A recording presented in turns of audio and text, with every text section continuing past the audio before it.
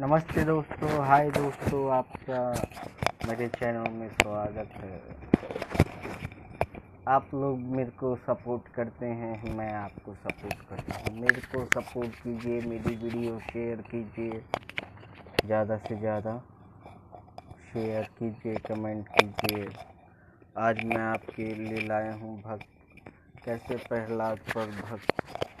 कैसे प्रहलाद पर भगवान की कृपा बनी रही। तो इसी वीडियो को देखेंगे दोस्तों। चलिए अब शुरू करते हैं। मैत्र जी ने कहा, हे प्रभु, आपने कृपा करके मुनि पुत्रों का वंश विवरण कहा और यह भी बताया कि जगत के सनातन कारक विष्णु भगवान है, यानी इस जगत के जो सनातन कारक हैं वह कौन है? भगवान विष्णु हैं। किंतु प्रहलाद जी के विषय में आपने कहा, सो मैं उस तेजस्वी महात्मा का तुल्य प्रभाव सुनना चाहता हूँ। तो एक बार उन्होंने प्रहलाद जी के बारे में बताया, तो आज प्रहलाद जी के बारे में बता रहे हैं। जैन धर्मपरायण व सहद संत को भला दैत्य क्यों पीड़ा किया, उनको क्यों अत्याचार किया? उन जैसे धर्मपरायण व श्रीहित संत, यानी जो जिसका धर्मपरायण नहीं हो सकता और वह श्रीहित संत है, तो भला उसे दैत्य क्यों पीड़ित किया? दैत्यों ने क्यों पीड़ित किया? यही एक सवाल है। अब इसको देखते हैं क्या जवाब है। क्यों उन पर अत्याचार किए? उन पे प्रहलाद पे भगवान की कृपा, जिस पे विष्णु की भगवान की कृपा थी, क्यों उसको उन पर अत्याचार किए गए? तो यही देखते हैं। हे महाभाग, उन महात्मा प्रहलाद के समून चित्र को मुझे कहिए। ये जो महान जो प्रहलाद जी हैं, इनका समून चित्र मुझे कहिए, जो दैत्य उन्हें इतना अत्याचार करके भी मार ना सके। यानी दैत्य लोगों ने उनको मारने का इतने प्रयास किए, कभी कुछ कर दिया, कभी कुछ कर दिया। यही हम इस वीडियो में देखेंगे। और फिर भी उसे मार क्यों नहीं सके, ये भी बात है। तनिक हानि भी ना पहुंचा सके, तो इसका मुझे आश्चर्य नहीं है। यानी इसकी कोई आश्चर्य नहीं, क्योंकि जिस पे भगवान विष्णु की कृपा है उसको इतना कैसे हो सकता है? क्योंकि जिसका मन अनन्य भाव से भगवान विष्णु ही में रमा है, उसको भली भांति कोई भी अहित क्या कर सकता है। किंतु आश्चर्य तो ये है कि ऐसे समदृष्ट धर्मपरायण को तो कोई शत्रु ही नहीं होना चाहिए, फिर भी भला दैत्य उनसे द्वेष किया। यानी ऐसे धर्मपरायण है, और इसका तो वैसे कोई इतने बड़े महाज्ञानी का तो कोई शत्रु ही नहीं होना चाहिए, जिसके मन में विष्णु बसा हुआ है, रमा हुआ है। तो फिर भी उसका कोई कुछ नहीं बिगाड़ सकता। दैत्यों ने उनका द्वेष किया।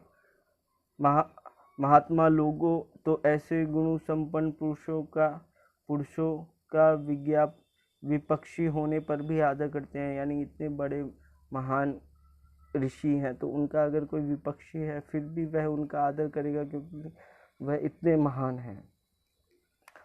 महान लोग तो ऐसे गुणी संपन्न साधु के विपक्षी होने पे भी आदर करेंगे, सही बात है। कम से कम उन पर किसी प्रकार की प्रहार नहीं करते। और फिर महात्मा स्वयं प्रहलाद तो दैत्य के ही कुल के थे, फिर भी ये प्रहलाद जी जो थे दैत्य के कुल के थे। इनके जो पिताजी थे वो राजा थे। तो यही बात अब आगे देखते हैं।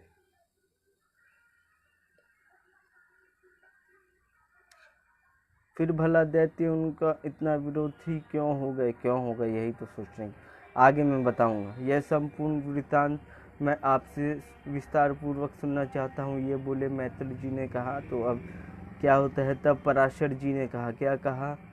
हे मैत्र, मैं उन महात्मा उदार और परम बुद्धि प्रहलाद का चरित्र ध्यान पूर्वक सुनो। यानी इनका जो चरित्र है उदार है और महात्मा है, बुद्धिमान है प्रहलाद, उसका चरित्र एक बार सुन लो कैसा है।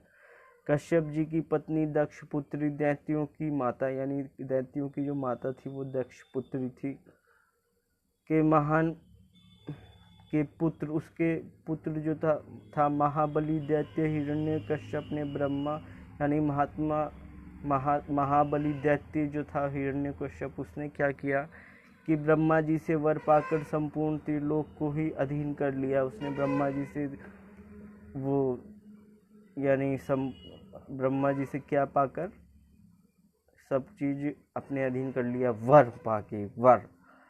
तब महान दैत्य इंद्र का भोग करता था। वह स्वयं ही सूर्य, वायु, अग्नि और वरुण बना हुआ था। यानी उस समय एक तो वो ये जो हिरण्यकश्यप जो था इंद्र पद का भोग करता था और स्वयं ही सूर्य, अग्नि, वायु, वरुण हुआ था। स्वयं ही वह कुबेर भी था और स्वयं ही वह वह कुबेर ही था और संपूर्ण यज्ञ को भोगता था। उसकी शक्ति के भय से देवता स्वर्ग छोड़ के मनुष्य रूप में पृथ्वी पर विचरते थे। यानी वह इतना शक्तिशाली था कि उसकी शक्ति से डर के देवता लोग जो थे ना, वो क्या बहुत उसके डर से जो थे ना बहुत ही ज़्यादा वो मनुष्य रूप में डर के रहते थे, विचरते थे पृथ्वी पे। उसका महाभाग्यवान पुत्र प्रहलाद के पास जाकर बोलचित पाठ पढ़ता था। उसका जो महान प्रहलाद पुत्र था वह गुरु के पास जाकर बोलाचित पाठ पढ़ता था, यानी बोलाचित। वह एक दिन अपने गुरु के साथ दैत्य राज के पास आया। एक दिन वह अपने पिताजी के पास गया, वो दैत्य राज था। तब वह मदिरापान में निमग्न था। उस समय वह मदिरापान, उसका पिताजी राजा था तो वो मदिरापान ले रहा था। प्रहलाद द्वारा चरण स्पर्श किए जाने पर वह बोला, वत्स, अब तक तुमने जो अध्ययन किया उसका सारांश बताओ। उसने बोला, यार कि वत्स बेटे, तुमने अभी तक जो भी ज्ञान प्राप्त किया, मैं तुमको ज्ञान प्राप्त के लिए भेज दिया पढ़ाई के लिए। तुमने क्या ज्ञान प्राप्त किया उसका सारांश बताओ। तब प्रहलाद जी ने इस प्रकार बोला, हे पिता, मेरे मन में जो स्वयं सारांश रूप स्थित है, यानी मेरे मन में जो स्वयं सारांश चीज स्थित है, आदि मनुष्य व अंत रहित, अजन्मा, वृद्धि, शून्य शून्य, अच्युत, समस्त कारकों के कारण तथा जगत की स्थिति के अंतरकर्ता भगवान श्री हरि। यानी उन्होंने भगवान श्री हरि के बारे में कितना बताया, अजन्मा हुआ, आदि, सारांश रूप से स्थित, आदि, मध्य से अंत रहित, यानी ये सब उनका गुण बता दिया। उनके चरण कमलों में मेरा बारंबार प्रणाम। और उसने प्रहलाद जी ने बोला, उनके चरण कमलों में मेरा बारंबार प्रणाम। यह सुन के क्या हो गया हिरण्य, और यह भी बताया कि यह जो था ये अंतरकर्ता भगवान श्री हरि हैं, उनके चरण कमलों में मेरा बारंबार प्रणाम। ये ऐसा बोला ना, तो क्या हुआ, हिरण्यकश्यप को बहुत गुस्सा आ गया। वह क्रोधित होकर प्रहलाद के गुरु पर बहुत लाल पीला हुआ। यानी उसने ये सुन के उसके प्रहलाद के जो गुरु थे उन पर बहुत लाल पीला हुआ। दोस्तों, अगर आपको ये स्टोरी अच्छी लग रही है तो मेरा चैनल सब्सक्राइब कर लीजिएगा, ताकि मैं और अच्छी बातें बता सकूं। तो यह सुनकर, अरे ब्रह्मधम, तू मेरे पितृ को मेरे विपक्ष की स्तुति का यह क्या आसार पढ़ा रहा है। तो वो बोला कि तू ये क्या आसार पढ़ा रहा है। तब गुरु ने बताया, प्रहलाद जी का जो शिक्षा उसने यह शिक्षा उसने नहीं दी। उसने बोला कि मैंने यह उसको शिक्षा नहीं दी। यह सुन के हिरण्यकश्यप ने प्रहलाद से पूछा, यह सब तुमको किसने सिखाया। हिरण्यकश्यप एकदम गुस्से में हो गया, बोला, प्रहलाद बताओ तुम्हें ये किसने सिखाया। तब प्रहलाद जी ने कहा, पिताजी, हृदय में विराजमान रहने वाले भगवान विष्णु की यानी जो हृदय में रहते हैं। क्या बोला, पिताजी, हृदय में विराजमान, क्या, जो हृदय में विराजमान रहने वाले भगवान विष्णु ही सकल जगत के उपदेशक है। यानी उन्होंने बोला कि जो हृदय में, अब हिरण्यकश्यप के पास भी हृदय है, तो उसी में विराजमान वही मेरे भी गुरु हैं। उन परमात्मा का अतिरिक्त भला किसी को कौन क्या सिखा सकता है। यानी उस परमात्मा के अतिरिक्त को कौन क्या सिखा सकता है। तब अत्यंत क्रोधित होकर हिरण्यकश्यप ने कहा, अरे मूर्ख, जिस विष्णु का मुझे जगदीश्वर के सामने बार बार नाम ले रहा है वह आखिर कौन है। तो हिरण्यकश्यप को पता ही नहीं वह कौन है, तो वह बोला, अरे ये वह कौन है। हिरण्यकश्यप ने क्रोधित होकर कहा, अरे मूर्ख, मेरे होते ही और भला परमेश्वर हो सकता है, तब अवश्य ही अपने जीवन से मोह नहीं है। तो उसने बोला कि हिरण्यकश्यप क्रोधित होकर कहा, अरे मूर्ख, मेरे होते और भला कौन परमेश्वर हो सकता है। यानी उसे इतना घमंड था कि उसने बोल दिया मेरे होते कौन हो सकता है, क्योंकि वह उस समय उतना शक्तिशाली था।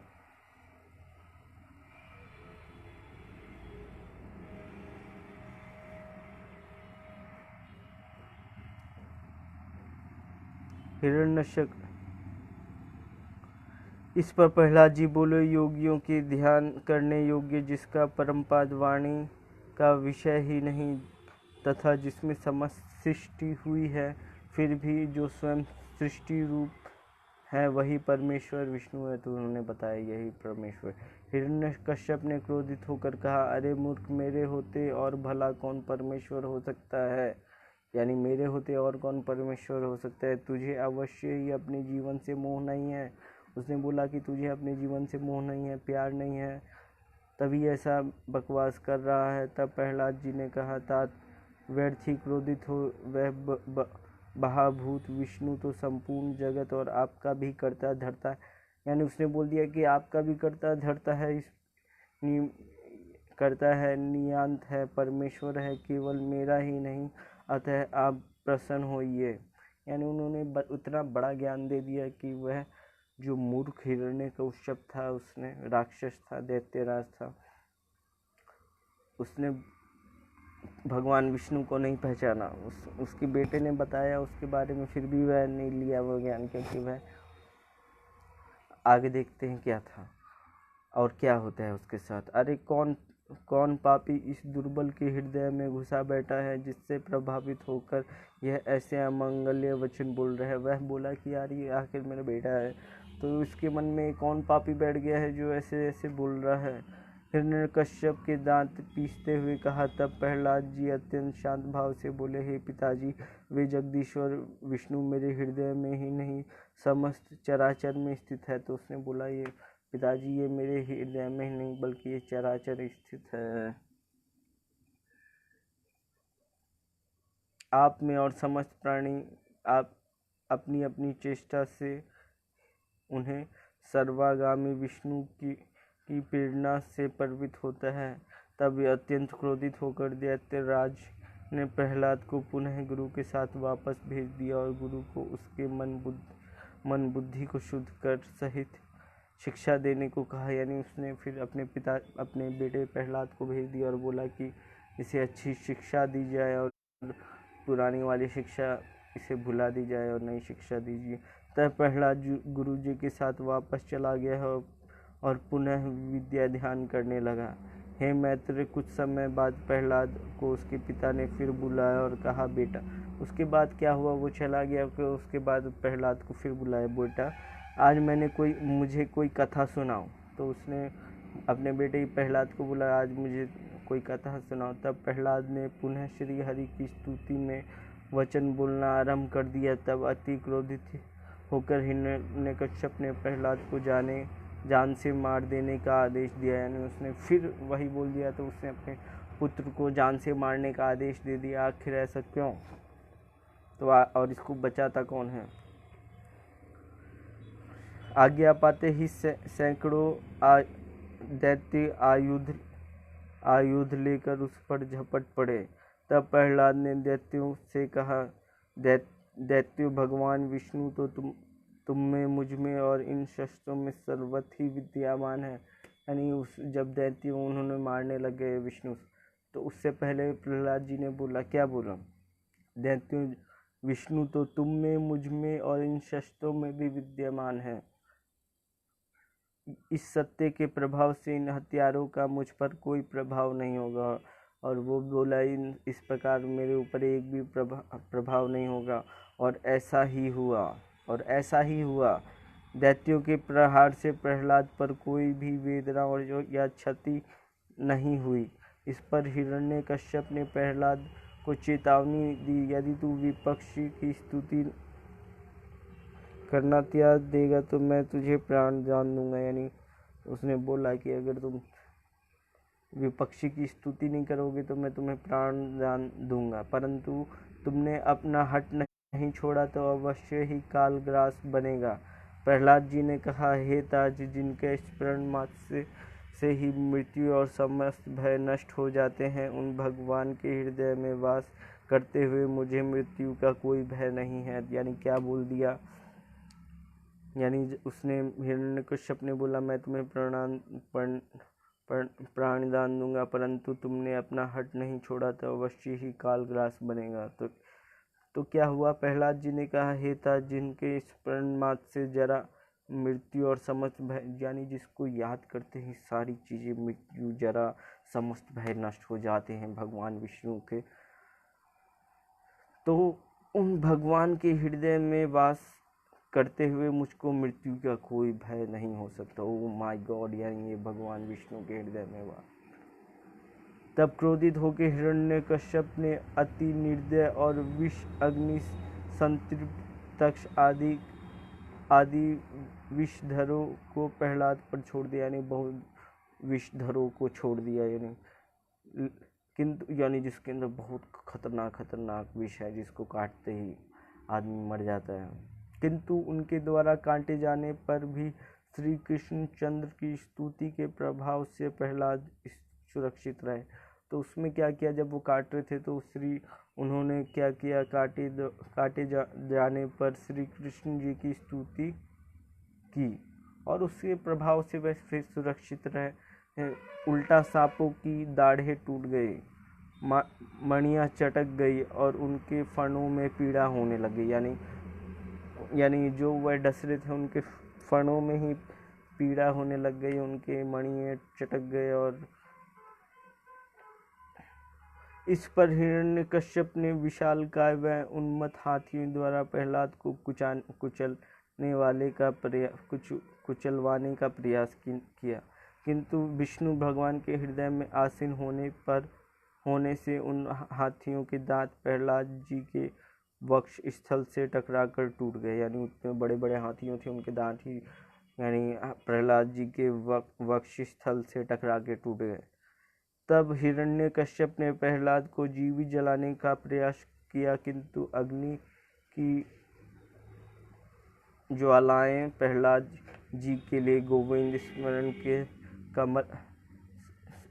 के प्रभाव से कमल पुष्पों के समान शीतल व सुखद हो गई। यानी जब हिरण्यकश्यप ने अपने बेटे को जलाने का कोशिश किया तो गोविंद भक्त प्रहलाद को जलाने का प्रहलाद के लिए तो गोविंद स्मरण के प्रभाव से कमल पुष्प, यानी गोविंद स्मरण किया भक्त प्रहलाद ने तो उनके तो वो जो आग थी वो कमल पुष्पों के समान शीतल सुखद उन्हें हो गई।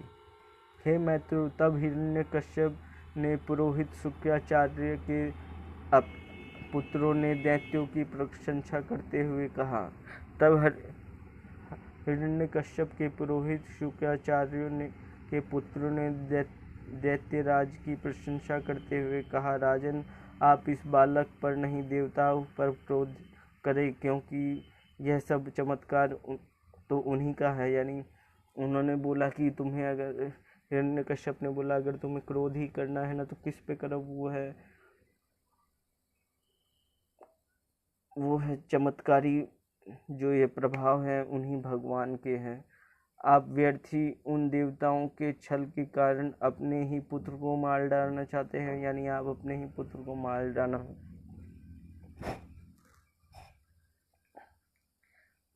डालना चाहते हैं छल से। इस पर प्रहलाद को ऐसी शिक्षा देंगे कि आपके प्रति अविनीति हो जाए और विपक्ष देवों के नाश का कारण बनेगा। ठीक है, हमारे समझाने पर भी यह नहीं मानता तो इसे नष्ट करने के लिए किसी प्रकार न टाली जा सकने वाली कृत्या का प्रयोग करेंगे। पुरोहित के इस प्रकार कहने पर हिरण्यकश्यप ने प्रहलाद जी को पुनः गुरु जी के पास भेज दिया। यानी फिर भेज दिया क्या हुआ था।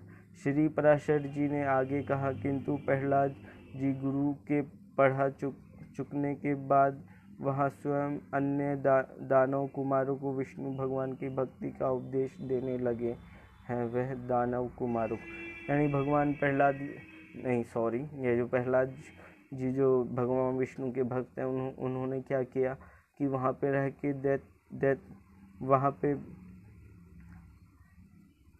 यानी गुरु के पाठ पढ़ने के बाद उन्होंने स्वयं भगवान विष्णु की भक्ति और उपदेश देने लगे या वहाँ के दैत्य कुमारों को। मैं तुमको परम अर्थ का उपदेश देता हूँ। समस्त प्राणी जन्म यौवन वृद्धावस्था आदि को भोगते हुए मृत्यु को ही प्राप्त होता है। वह पुनः नवीन जन्म लेते हैं। यह एक अटल नियम है। यानी ये एक नियम है, यानी आदमी नवीन जन्म लेता है, यानी वृद्ध होके मर जाता है और उसके बाद नवीन जन्म लगे। अज्ञानतावश प्राणी भूख प्यास शीत आदि की दृष्टि को ही सुख मान लेता है।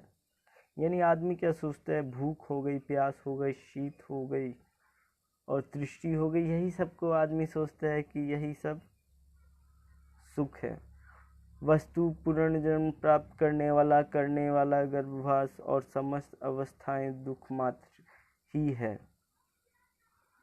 कहा तो कफ रक्त मांस अस्थित मल मूत्र वीर्य आदि घृणित पदार्थ का संग्रह है। यह देह और कहाँ शोभा रक्तमणि सौंदर्य आदि, किंतु मनुष्य इस घृणापादस्य देह को भी मोह व अज्ञानवश सुखकारी आनंद मानता है। यानी ये बात है। यानी आदमी मनुष्य जो है क्या है, इस घृणा पद जो है देह को भी मोह व अज्ञान वश सुखकारी सुंदर मानते हैं। ठीक है।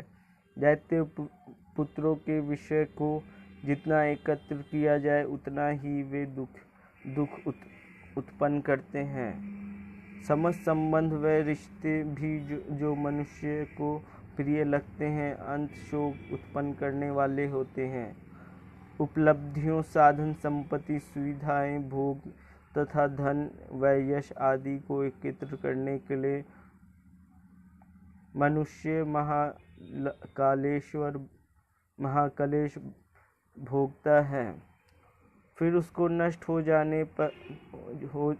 जाने की कल्पना व आकांक्षा से भयभीत व त्रस्त होता है।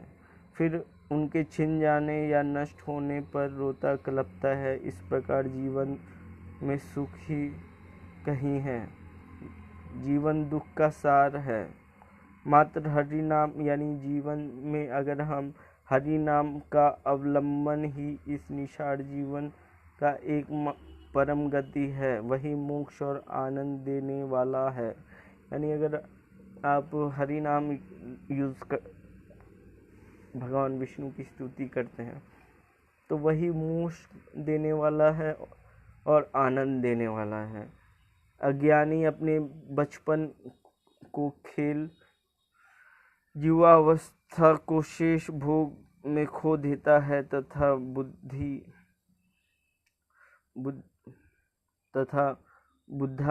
वृद्धावस्था में स्वयं को समर्थहीन समझकर जीवन का सारा समय नष्ट कर देता है। ज्ञानवान व्यक्ति अवस्थाओं पर ध्यान न देकर बचपन से ही कल्याण मार्ग पर अग्रसर होते हैं।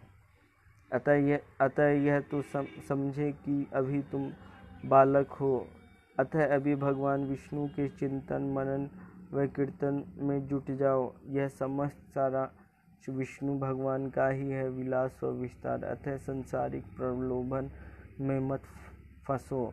स्वयं को दैत्य मानकर भी यह नहीं सोचो कि तुम प्रभु की भक्ति के योग्य। अगर आप दैत्य हैं फिर भी आप ये मत सोचिए कि आप प्रभु की भक्ति के योग्य नहीं हैं। भक्ति कीजिए। बस एक महान दयालु जगदीश्वर की शरण में चित्त चले जाओ। स्वयं उनके चरणों में समर्पित कर दो और उन्हीं का चिंतन करो। तब तुम निसंदेह मोक्ष प्राप्त करोगे। ठीक है। तो उसके पराशर जी ने आगे कहा है, यानी उन्होंने यानी ये जो प्रहलाद जी थे उन्होंने स्वयं बता दिया कि उस महान दयालु जगदीश्वर की शरण में शुद्ध चित्त में चले जाओ, स्वयं को उनके चरणों में समर्पित कर दो, यानी खुद चले जाओ उनके पास और उनके चरणों में अपने आप को समर्पित कर दो और उन्हीं का चिंतन करो, तब तुम निसंदेह मोक्ष प्राप्त कर लोगे। मोक्ष जो होता है वो। ठीक है। हिरण्यकश्यप को जब ये समस्त विवरण ज्ञात हुआ तो उसने अपने रसोइयों को प्रहलाद जी के भोजन में विष मिलाकर देने को कहा। तो उसने अपने रसोइये को बोला कि प्रहलाद को विष देके विष मिलाकर देने को कहा। प्रहलाद जी की धोखे से विष दे दिया गया, किंतु श्री हरि की अनुकंपा से प्रहलाद जी को कोई अहित नहीं हुआ, यानी उसको धोखे से विष खिला दिया गया भोजन में, फिर भी उसको कुछ नहीं हुआ। तब हिरण्यकश्यप ने पुरोहित ने प्रहलाद जी से कहा, तुम ब्रह्मा के कुल में उत्पन्न दैत्यराज हिरण्यकश्यप के पुत्र हो, तुम्हारी किसी देवता अथवा अनंत से क्या संबंध है? तुम्हारे पिता ही समस्त लोगों को आश्रय देने वाले हैं और तुम भी वही करोगे, अतः विरोधियों की प्रशंसा को त्याग दो। यानी बताया कि यार ये पूरे लोक को भी तुम्हारे पिताजी चला रहे हैं, शक्ति है, फिर भी तुम और किसी की पूजा क्यों करते हो, ऐसा विरोधियों की प्रशंसा क्यों करते हो? क्योंकि पिता सब प्रकार से प्रशंसित होता है और सब गुरुओं का भी परम गुरु होता है, अतः पिता की आज्ञा का पालन करो, उनके विरुद्ध ना जाओ। यानी पिता का पालन करो, उनके यानी पिता के बारे में बताया कि वह परम गुरु होता है, अतः पिता को प्रसन्न रखिए उनको। यह एक पुत्र के लिए उचित नहीं है और अपने पिता को गुस्सा दिलाना या फिर उनकी बात न मानना ये उचित नहीं है। तब प्रहलाद जी ने विनयपूर्वक उत्तर दिया, हे महाभोगो, आप उचित कहते हैं, समस्त लोक में हमारा कुल प्रशंसनीय है, मेरे पिता भी विश्व में अति पराक्रम युक्त हैं, पिता समग्र गुरु के भी परम गुरु होते हैं, इसमें कोई संदेह नहीं है, किंतु अपनी मति से मैंने अपने पिता के प्रति कोई अपराध नहीं कर रहा। साथ ही आपको यह कहना कि अनंत के साथ मेरी कोई संबंध नहीं है, नियोचित नहीं। आप ही विचारें, संसार में अर्थ, धर्म, काम, मोक्ष, नाकाम चोरों पुरुषार्थ ही जिनकी कृपा से प्राप्त होते हैं। मरीचि, दक्ष आदि एवं विभिन्न ऋषियों को धर्म, ज्ञान, ध्यान, समाधि के माध्यम से समस्त संसार की बंधन काटकर जिन्होंने मोक्ष प्रदान किया, सबके अंतःकरण में स्थित वह एकमात्र स्वामी जो जगत के रचयिता, पालन करता व संहार करने वाले हैं, यानी जो इतने शक्तिशाली हैं, यह एकमात्र स्वामी जो जगत के रचयिता है, यानी एकमात्र स्वामी जो जगत के पालन करता है, एकमात्र वे संहार करने वाले हैं। ऐसे अनंत महाप्रभु विष्णु के साथ तो समस्त चराचर जड़ चेतना, माया जीव तथा कण कण में, एक अणु में अटूट संबंध है, फिर भला मुझसे क्यों नहीं? अधिक क्या कहूँ, वे विष्णु ही एकमात्र भोग्य तथा परमेश्वर है। यद्यपि आप मेरे गुरु हैं और मुझसे विचार शक्ति भी बहुत कम है, अतः बाल्यावस्था के कारण नादानी में यदि मैंने कुछ अनुचित कहा तो मुझे क्षमा करें, किंतु अपनी लीला से यदि लीलाधार का, अपनी रचनाओं से यदि रचयिता का संबंध ना होगा तो किसका होगा? तब पुरोहित ने कहा, अरे बालक, हमने तो यह समझकर तुझे अग्नि से निकलवाया कि अब तू ऐसी बात नहीं करेगा। हम नहीं जानते थे कि तू निरा बुद्धि और हठी है। अरे बुद्धि बुद्धि यदि यदि तू हमारा कहना मानकर अपने इस दुराग्रह को नहीं त्यागेगा तो हम तुझे नष्ट करने के लिए कृत्या उत्पन्न करेंगे। ठीक है। तब प्रहलाद जी ने कहा, कौन कैसे मारता है और कौन किसको बचाता है? शुभ शुभ आचरणों द्वारा स्वयं ही आत्मा अपनी रक्षा करती है अथवा नाश करती है। कर्म ही जन्म, गति व भोग का कारण है। अतः शुभ कर्म करने वालों को कुछ भी भय नहीं है। यानी अगर आप शुभ कर्म करिएगा तो आपको कभी भय नहीं लगेगा। बिना उस अनंत की इच्छा के कोई किसी को मार नहीं सकता और किसी को बचा भी नहीं सकता। ठीक है। हे मैत्र, बालक प्रहलाद के इस प्रकार कहने पर पुरोहित ने अत्यंत क्रुद्ध होकर अग्नि के समान प्रज्वलित शरीर वाली कृत्य उत्पन्न की। अति भयंकर उस कृत्य ने अपने पदाघात से पृथ्वी को कंपित करते हुए त्रिशूल से प्रहलाद पर प्रहार किया, किंतु वह त्रिशूल प्रहलाद जी के हृदय से टकराकर टुकड़े टुकड़े हो गए। यानी क्या हुआ कि एक बहुत शक्तिशाली अत्यंत अग्नि के समान प्रज्वलित शरीर वाली कृत्या उत्पन्न की और उसने अपने त्रिशूल से जब प्रहलाद जी को मारा तो वो त्रिशूल प्रहलाद जी के दिल से टकराकर वो टुकड़े टुकड़े हो गए।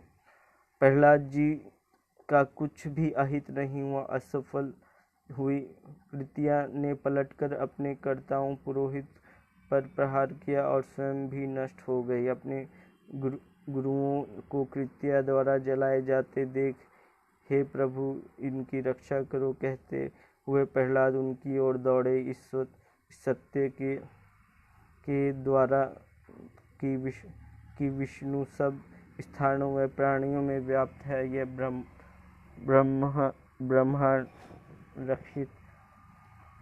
रक्षित हो। यदि मैंने यह सब पर व्याप्त अक्षय श्री को सदैव देखा है तो पुरोहित जीवन हो जाए। इस प्रकार कहते हुए प्रहलाद जी ने ज्यों ही पुरोहित की मृत देह का स्पर्श किया वे जीवित हो गए। तब प्रहलाद जी को दीर्घायु, पुत्र पौत्र, वैभव संपन्न आदि युक्त होने के कारण आशीष देकर हिरण्यकश्यप के पास लौट गए और उनसे इस सारांश का वृत्तांत सुनाया। तो इस पे क्या हुआ? श्री पराशर जी ने आगे की रहे। पुरोहित से समाचार जानकर हिरण्यकश्यप अति आश्चर्य में आकर प्रहलाद को बुलाकर पूछने लगा, अरे तू अत्यंत प्रभावशाली है, बता तो तेरी यह चेष्टाएं स्वाभाविक है अथवा मंत्र?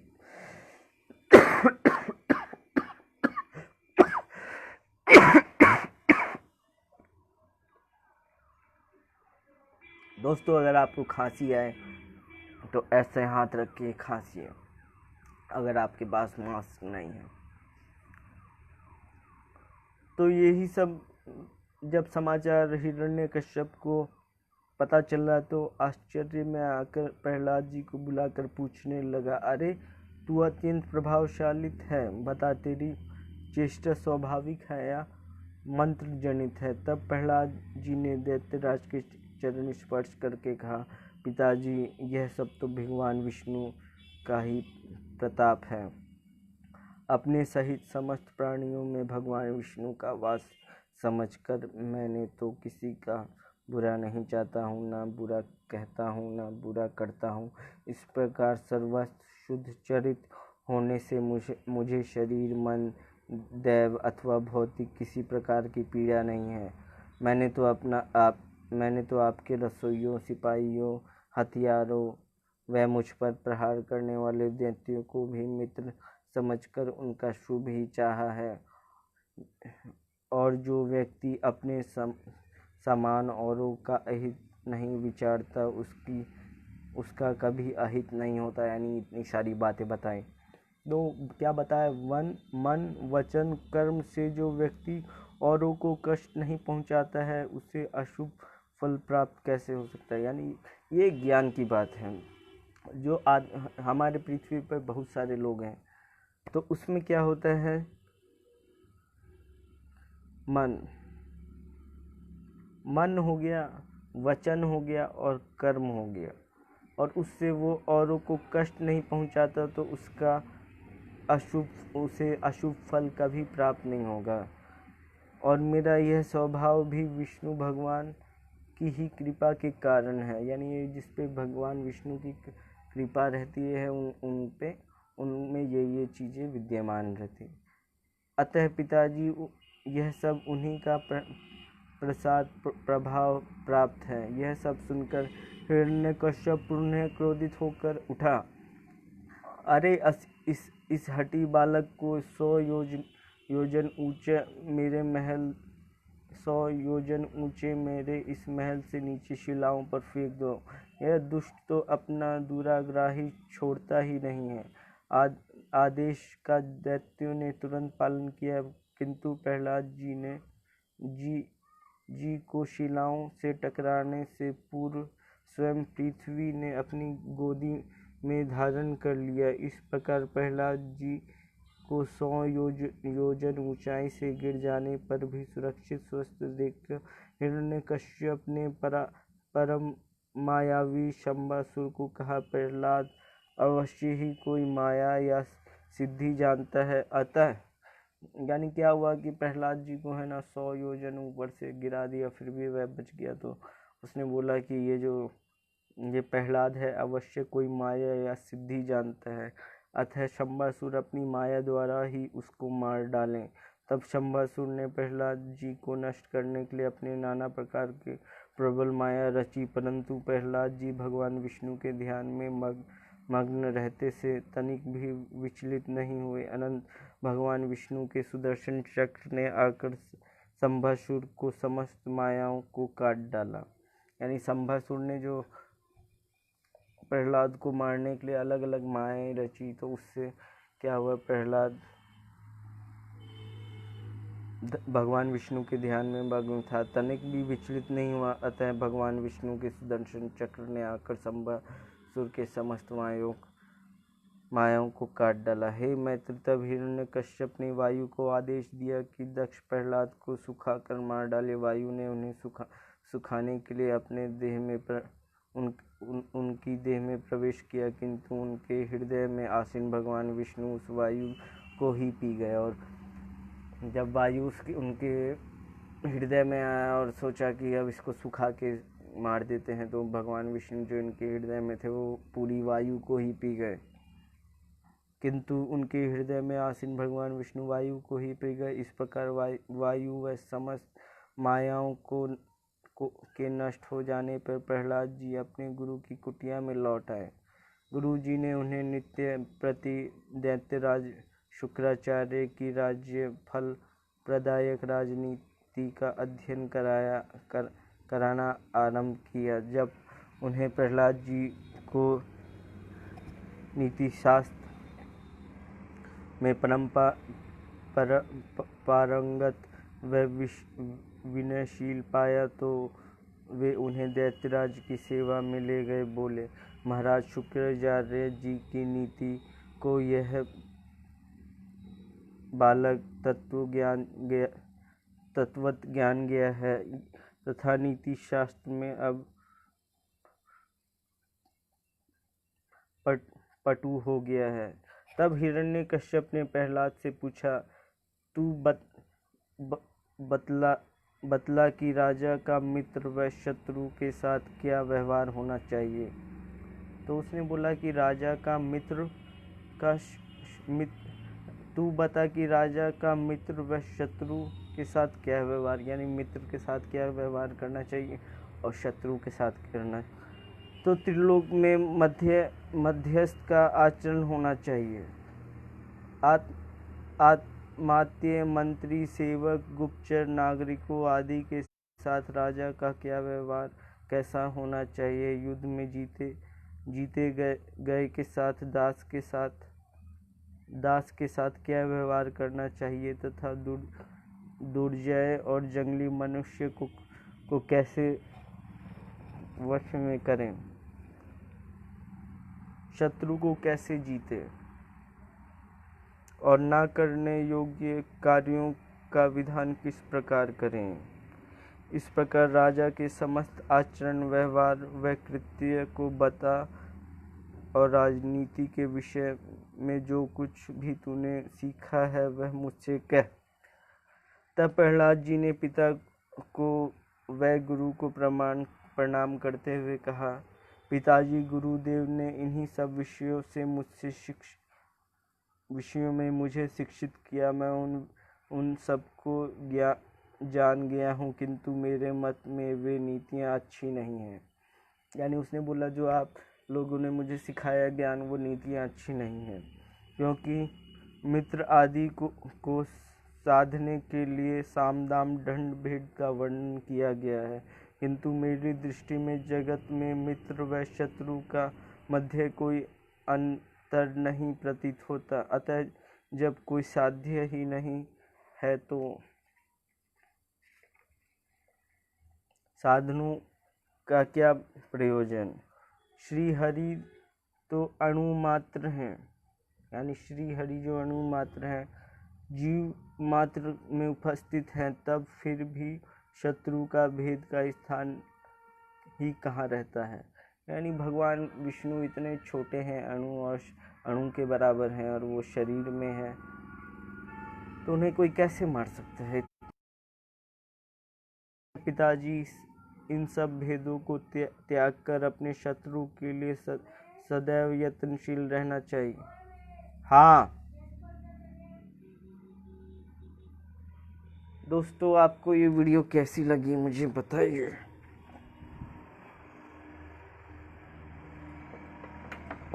मेरा चैनल सब्सक्राइब करिए।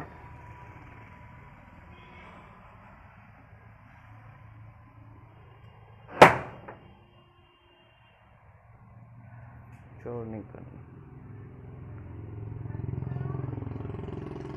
शाम हो रही है, और आपको अगर मेरा चैनल अच्छा लगे तो लाइक, शेयर, सब्सक्राइब करिए।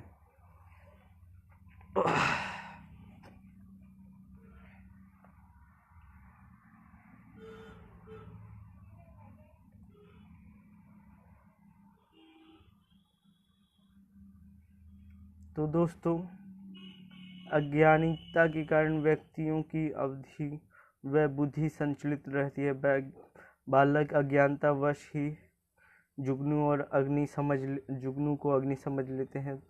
जो बंधन का कारण ना बने वही कर्म है, वही विद्या है जो मुक्ति का साधन है। ठीक है, जो मुक्ति का साधन है वही विद्या है। अतः अतिरिक्त अन्य कर्म तो परिश्रम रूप तथा अन्य बाधाएं कला कौशल मात्र ही है। अतः इन सभी आसारों को छोड़कर मैं आपसे उत्तम सार कहता हूँ। राज्य प्राप्ति की, धन प्राप्ति की कामना तो सभी को होती है, यानी ये सब तो है, किंतु ये मिलते हुए उन्हीं को जिनको मिलने होते हैं। महत्व की प्राप्ति के लिए सभी प्रयत्नशील रहते हैं, किंतु वैभव तो मनुष्य को प्रारब्ध से ही प्राप्त होता है और प्रारब्ध कर्मों से निर्मित होता है। शुभ कर्मों से व्यक्ति शुभ प्रारब्ध का निर्माण करके शुभ भोगों को भोगने की अधिकता हो जाती है। इसके विपरीत आचरण करने पर वह दुर्भाग्य का निर्माण करके अशुभ फलों को जानने की प्रतीत होती है। यानी ये सब हो जाती है। हे महाभाग, निर्बल, अज्ञानी, अविवेकी तथा जड़ मनुष्य की प्रारंभ है, अनेक भोगों को भोगता है।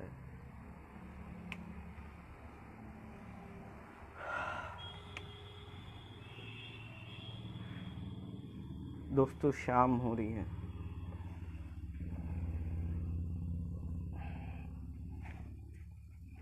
दोस्तों, अगर आपको ये वीडियो अच्छी लग रही है तो लाइक, शेयर, कमेंट कीजिएगा। आपको वीडियो कैसी लगी, और ये मैं RCR ट्यूब चैनल पे भी डाल दूंगा, आप उस वीडियो को आप वहाँ पे भी देख सकते हैं, और मैं आपको लिंक दे दूंगा, आप वहाँ जाके देख लीजिए।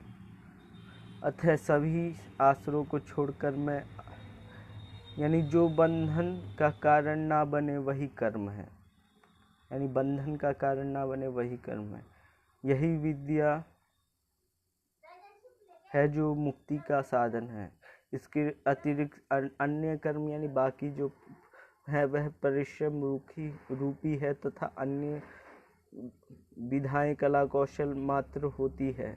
अतः इन सभी आसारों को छोड़कर मैं आपसे उत्तम सार कहता हूँ। राज्य प्राप्ति की, धन्य प्राप्ति की कामना तो सभी को होती है, किंतु ये मिलते उन्हीं को हैं जिनको मिलने होते हैं। महत्व की प्राप्ति के लिए सभी प्रयत्नशील रहती है, किंतु वैभव तो मनुष्य को प्रारब्ध से ही प्राप्त होता है और प्रारब्ध कर्मों से निर्मित होता है। शुभ कर्मों से व्यक्ति शुभ प्रारब्ध का निर्माण करके शुभ भोगों को भोगने का अधिकार होता है, यानी आप शुद्ध काम करेंगे तो आप शुद्ध भोग करेंगे। इसके विपरीत आचरण करने पर वह दुर्भाग्य का निर्माण करके अशुभ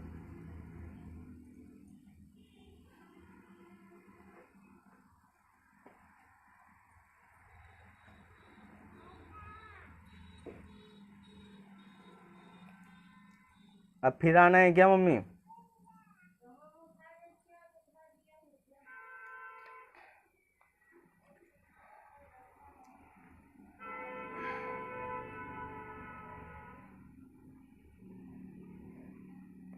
तो दोस्तों मैंने भगवान विष्णु, अतः राज्य प्राप्ति धन प्राप्ति का काम तो सभी को होता है, यानी सभी राज्य धन प्राप्त, किंतु ये मिलते उन्हीं को हैं जिनको मिलना होता है होते। महत्व की प्राप्ति के लिए सभी प्रयत्नशील रहते, और इन सब की प्राप्ति के लिए सभी प्रयत्नशील रहते हैं, किंतु वैभव तो मनुष्य को प्रारब्ध से ही प्राप्त होता है और प्रारब्ध प्रयत्नशील रहता है, किंतु वैभव तो मनुष्य को प्रारब्ध से ही प्राप्त होता है और प्रारब्ध कर्मों से निर्मित होता है। शुभ कर्मों से व्यक्ति शुद्ध प्रारब्ध का निर्माण करके भोग भोगता है।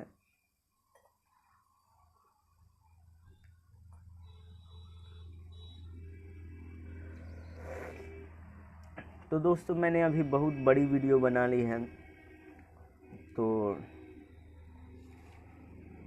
आपको ये वीडियो कैसी लगी मुझे बताइएगा।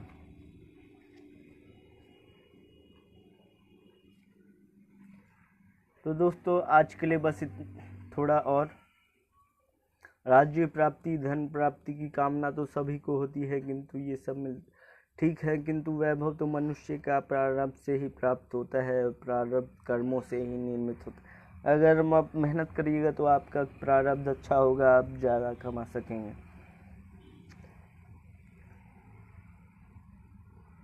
शुभ कर्मों से व्यक्ति शुभ प्रारब्ध का निर्माण करके शुभ भोगों को भोगने का अधिकारी हो जाता है। इसके विपरीत आचरण करने पर वह दुर्भाग्य का निर्माण करके अशुभ फलों को भोगने के लिए प्रतिबंधित हो जाता है।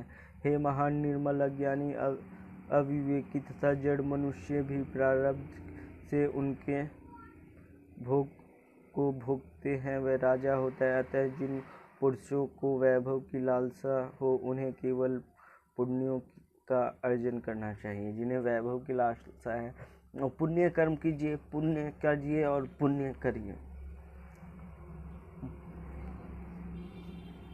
मोक्ष की इच्छा रखने वालों को यही प्रकार का आचरण करना, यानी जिसे मोक्ष की इच्छा रखना। मानव देव दानव पशु पक्षी व सरीसृप आदि सभी एक दूसरे से भगवान विष्णु से भिन्न होते हुए भी यथार्थ ही उनके रूप हैं। अतः समग्र चराचर विश्व को मनुष्य आत्मतः ही देखा जाना चाहिए। ऐसा करने से ईश्वर प्रसन्न होकर संपूर्ण कलेश को नष्ट कर देते, यानी अगर आपको कलेश मिटाने हैं तो ये सब करते। अतः भगवान विष्णु की चिंतन, उनकी आराधना व उनका कीर्तन ही प्राणी मात्र को सर्वोत्तम माना गया है। ठीक है। उनकी शरण में चले जाना ही सर्वोत्तम नीति है। मित्र शत्रु के भय त्याग कर संपूर्ण चराचर को संभाव से देखने तथा तदनुकूल ही व्यवहार करना सर्वोत्तम है। यानी मित्र शत्रुओं का भेद जान के संपूर्ण चराचर में अच्छे तरीके से स्वभाव रखना है, और वही सर्वोत्तम। इससे भिन्न अन्य नीतियों को तो महत्व नहीं समझा जाता। हे मैत्र, प्रहलाद जी द्वारा ऐसे हितकर वचनों को सुनकर ही अहंकार व ज्ञानिता के कारण उन्हें अहित जानकर दैत्यपित हिरण्यकश्यप क्रोधित हो उठा, खड़ा हुआ और अपने पुत्र प्रहलाद पर वक्ष पर पादाघात करके अपने हाथों को क्रोधवश तथा व्यग्रता से मिलाते हुए अनुचरणों को बोला, अरे इस उद्दंड को तुम जल के भीतर डुबोकर वहीं चट्टान, शिलाओं आदि से दबा दो। यानी बोला कि इसको है ना पकड़ के और जल में डाल दो और बहुत गहरे पानी, और उस पर बड़ी बड़ी चट्टानें शिलाएं डाल दो जिससे वह दब के मर जाए, क्योंकि इसे ना तो अग्नि जला पाई है, ना वायु सुखा पाया है, ना ही ऊपर से इधर मेरा फोन पड़ा हुआ है, छूना नहीं, ठीक है? लाओ फोन लाओ दोस्तों, लाओ ना, वो तुम रख लो। फोन दो ना, फोन छोड़ दो, तुम छूना नहीं, खराब हो जाएगा। इस उद्दंड को तुम जल के भीतर डुबो दो, शिलाओं आदि से दबा दो, क्योंकि इससे ना तो अग्नि जला पाई, ना ही वायु सुखा पाई, ना ही इसके ऊपर गिरकर पृथ्वी से टकरा कर, ना ही ऊपर से गिरकर पृथ्वी पे टकरा कर मरा, ना ही अस्त्र ना काट छाने। उन्मत्त दिग्गजों से क्रूर अति विषक्त भुजंगों द्वारा विषपान व विभिन्न मायाओं को द्वारा भी ये मारा नहीं जा सका, अतः यहाँ तक कि मंत्रों से उत्पन्न की गई कृतियाँ भी इसको नाश करने में असफल हुई। आज्ञा पाते ही दैत्यों ने प्रहलाद को नागपाश से बांधकर महासागर में फेंक दिया। तब जल से प्रहलाद को हिलने मात्र से सागर में हलचल मच गई। अत्यंत शोभ की जाओ, दाई को ले जाओ, अभी मैं काम कर रहा हूँ, बाद में आना। जाओ, अभी वीडियो बनाना हूँ, बाद में आना, ठीक है? अगर वीडियो क्लिक हुआ ना तो देख लेना, ठीक, मार पड़ेगी, ठीक है जी, उड़ा दोगे, ठीक है, देख के, हाँ अभी उड़ा देना, ठीक है।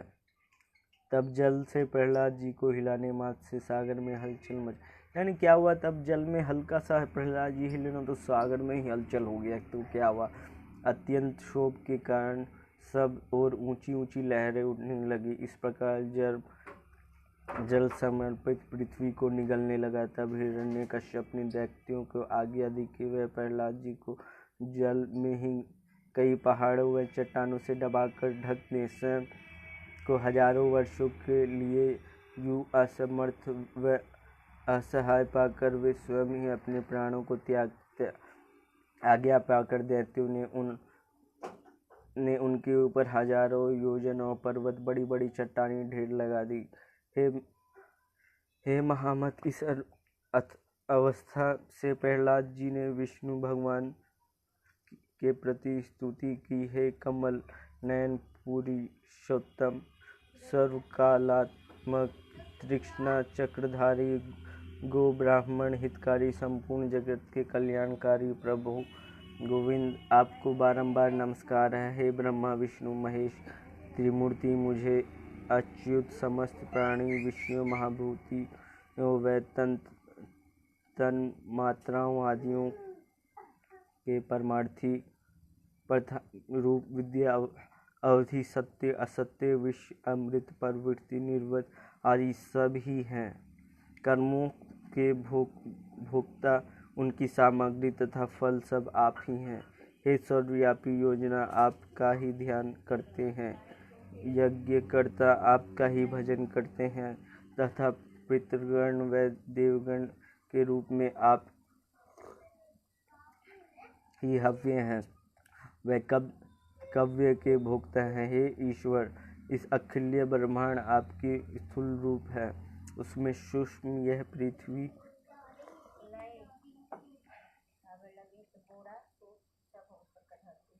ठीक ठीक ठीक इसमें से सूक्ष्म पृथ्वी के प्राणी हैं। जाओ आशीष, जाओ, इसे नीचे ले जाओ, डिस्टर्ब कर देगी, ये खराब कर देगी। क्या? वीडियो बनाना हूँ। अपनी बेटी को खुद संभालो, मैंने संभाला। तो दोस्तों ये सब शोर नहीं करना, जाओ उधर चले जाओ, उधर हाँ उधर चले जाओ। हाँ नहीं, जहाँ गेहूं था वहाँ चले जाओ, वहीं पे खेलो। दोस्तों ये वीडियो बहुत बड़ी हो गई है, अब इसका नेक्स्ट जो पार्ट होगा वो मैं अलग बनाऊंगा, क्योंकि इतनी बड़ी वीडियो देख पाना आसान नहीं है। तो क्या हुआ जब उनको, तो ऐसे में जब प्रहलाद जी जब चट्टानों के नीचे दब गए थे तो उन्होंने भगवान विष्णु की स्तुति की। इस प्रकार कहे, हे कमल नयन, हे पुरुषोत्तम, हे सर्वलोकात्मक मन तृष्णा चक्रधारी गुरु ब्राह्मण हितकारी संपूर्ण जगत के कल्याणकारी प्रभु गोविंद, आपको बारंबार नमस्कार है। हे ब्रह्मा विष्णु महेश त्रिमूर्ति रूप अच्युत, समस्त प्राणियों विषयों महाभूति व तन्मात्राओं आदि के परमार्थी रूप, विद्या अविद्या सत्य असत्य विष अमृत प्रवृत्त निर्विद आदि सब आप ही हैं। कर्मों को भोगते हैं, उनका सामग्री तथा फल सब आप ही हैं। हे सर्वव्यापी योगीराज आपका ध्यान करते हैं, यज्ञ किरण आपका ही भजन करते हैं तथा पितृगण व देवगण के रूप में आप ही हृदय व कव्य को भोगते हैं। हे ईश्वर, इस अखिल ब्रह्मांड आपकी स्थूल पर है। बोला कि पूरा ब्रह्मांड जो है आपका स्थूल रूप है, उसमें सूक्ष्म यह पृथ्वी और उसमें सूक्ष्म पृथ्वी के प्राणी, उन प्राणियों से सूक्ष्म उनकी अंतरात्मा तथा उनमें भी परे अति सूक्ष्म विशेषणीय रहित आपका अचिंतन परमात्मा स्वरूप है, उस रूप को मेरा नमस्कार। तो ये बताया कि आप उनके बारे में वर्णन किया ये सब, तो उसमें भी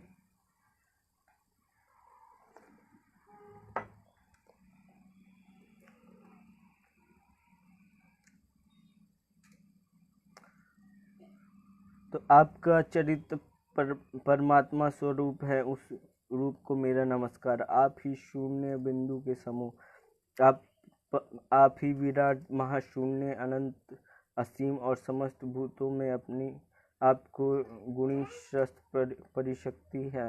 उन नित्य विश्वरूपी को प्रणाम। वाणी मन इंद्रियों व बुद्धि से परे अणु अणु में उपस्थित सर्व कार्य जिन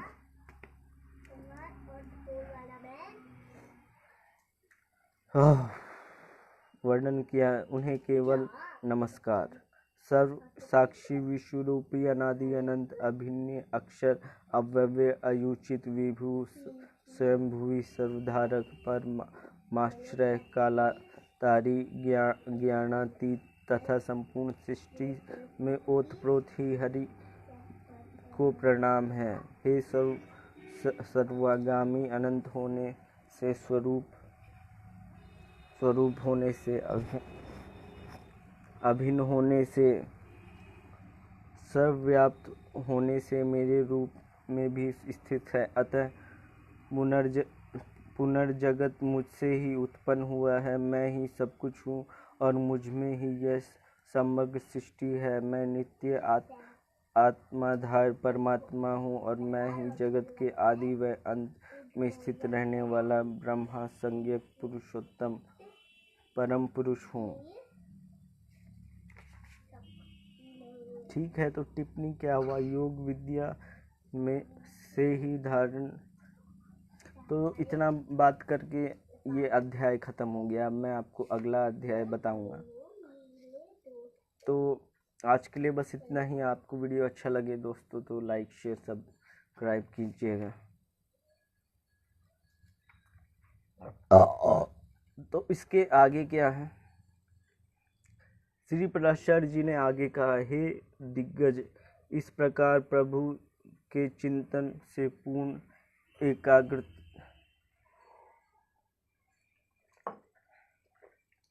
तो इतना चिंतन यानी उन्होंने प्रहलाद जी ने इतना स्तुति की तो क्या हुआ? श्री परमेश्वर जी ने आगे कहा, हे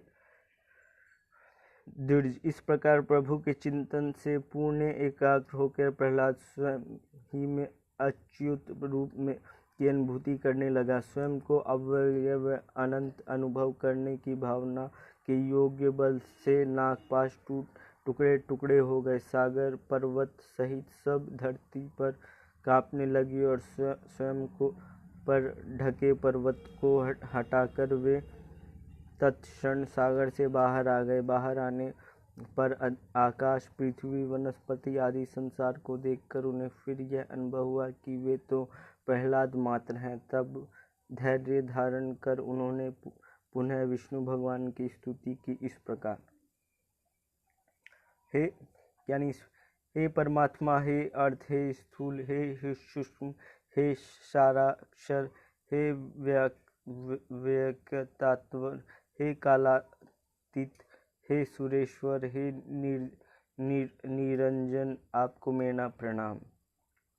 प्रणाम आपको। उनको बोला, हे गुणों को अनुरंजित करने वाले गुणाधार, हे निर्गुण, हे गुण स्थित, हे अमृत व हे मृत महामूर्तिमान, हे शुष्क मूर्ति, हे प्रकाश अप्रकाश स्वरूप, हे विकराल व सुंदर स्वरूप, हे प्रपंच, हे पृथ्वी, हे ज्ञानियों को आश्चर्य रूप, हे एकानेक रूप आदि के धारक भगवान वासुदेव, आपको नमस्कार है, जो स्फुट पराश्रमय तथा स्थूल रूपी है, जो अधिष्ठान स्वरूप द्वारा समस्त भूत रूप और समस्त भूतों के लिए फिर भी भिन्न है, तथा जगत के कारण ना होते हुए भी जिनको द्वारा इस जगत की उत्पत्ति हुई है, भगवान पुरुषोत्तम, मेरा नमस्कार। तो उन्होंने बोला। श्री पराशर जी ने आगे बताया, प्रहलाद जी द्वारा स्तुति किए जाने पर विष्णु प्रकट हुए और प्रहलाद जी से वर मांगने को कहा। तब प्रहलाद जी ने यहीं पर मांगा कि वे जैसे जैसे योनियों में जन्म ले प्रभु का स्मरण करते रहें। तब विष्णु भगवान ने कहा, तुझमें तेरी भक्ति यथेष्ट है और भगवान में भी यथायथ रहेगी। इसके अतिरिक्त भी तू कुछ अन्य वर मांगना चाहे तो मांग ले। मैं तेरी इस अन्य भक्ति के लिए अत्यंत हुआ, तेरे लिए मुझ प्रसन्न हुआ, तेरे लिए मुझको कुछ भी अदेय नहीं है। यानी इतनी सारी बात बता दी भगवान विष्णु ने। तब प्रहलाद जी ने कहा, आपकी स्तुति में ऋण रहने के कारण मेरे पिताश्री के मन में मेरे प्रति जो द्वेष उत्पन्न हो गया है, उसके कारण जो पाप लगा है वह नष्ट हो जाए। यह सुनकर भगवान विष्णु ने तथास्तु कहा प्रहलाद जी से और वर मांगने को कहा। तब प्रहलाद जी ने कहा, भगवान ने उन्हें जो अविचल भक्ति और आशीर्वाद दिया है, उसके बाद अन्य कुछ भी मांगने की आवश्यकता नहीं रह गई है। यानी ये बोला उन्होंने, वे उसी पर परम संतुष्ट हैं और ध्यान है। तब विष्णु भगवान ने कहा, हे प्रहलाद, तेरा मन अत्यंत निश्चल है, अतः तू मेरी कृपा पर से विष्णु पद पाएगा। इतना कहकर प्रभु अंतर्ध्यान हो गए और प्रहलाद जी ने घर लौटकर पिता के चरण स्पर्श किए। हे मैत्र, तब आँखों में आंसू भरकर हिरण्यकश्यप ने अपने उस पुत्र को हृदय से लगा लिया और अपने किए पर पछतावा हुआ। हे पुत्र, तुम जीवित तो हो। इस प्रकार वह बोला और उनके मन अपने पुत्र के प्रति पुनः प्रेम से भर गया और धर्मवान प्रहलाद भी अपने गुरु तथा माता पिता की सेवा में लग गए। बाद में नरसिंह रूप में भगवान विष्णु द्वारा हिरण्यकश्यप का वध किए जाने पर दैत्य राज बने। यानी फिर क्या हुआ कि भगवान विष्णु ने हिरण्यकश्यप का वध कर दिया नरसिंह रूप बन के। फिर राज्य, लक्ष्मी सहित पुत्र पौत्रियों व वैभव पाकर कम फल में क्षीण होकर समस्त पुण्य पापों से मुक्त होकर वे भक्ति शिरोमणि निर्वाण का प्राप्त हुए। उन प्रहलाद जी के इस चरित्र को जो प्राणी पढ़ते या सुनते हैं उनके पाप स्थूल नष्ट हो जाते हैं, इसमें कुछ भी संदेह नहीं है। हे द्विज, पूर्णमासी, अमावस्या, अष्टमी व द्वादशी को ऐसे चरित्र पढ़ने सुनने से मनुष्य गोदान का फल प्राप्त करता है। जिस प्रकार विष्णु ने प्रहलाद जी की समस्त विपत्तियों की रक्षा की, उसी प्रकार इस प्रसंग को कहने और सुनने या पढ़ने वालों की रक्षा के लिए प्रभु तैयार रहते हैं, इसमें से कोई संदेह नहीं है। तो दोस्तों, आज के लिए बस इतना ही है। हमारा ये पाठ पूरा हो गया है और आपको ये कैसा लगा मुझे बताइए। आज के लिए मेरा चैनल लाइक करिए, सब्सक्राइब करिए, RCRD पे आइए, पेज पे देखिए और ठीक है, आज के लिए बस इतना ही। अगर आपको इस पेज के बारे में ढूंढना है तो रमेश चंद्र रॉय लिखिए, मेरा पेज आ जाएगा। बस, धन्यवाद। आपको कैसा वीडियो लगा, अच्छा लगा, लाइक कीजिए, शेयर कीजिए, कमेंट कीजिए और मेरा चैनल एक बार सब्सक्राइब कर लीजिए। RCRD मेरा चैनल है।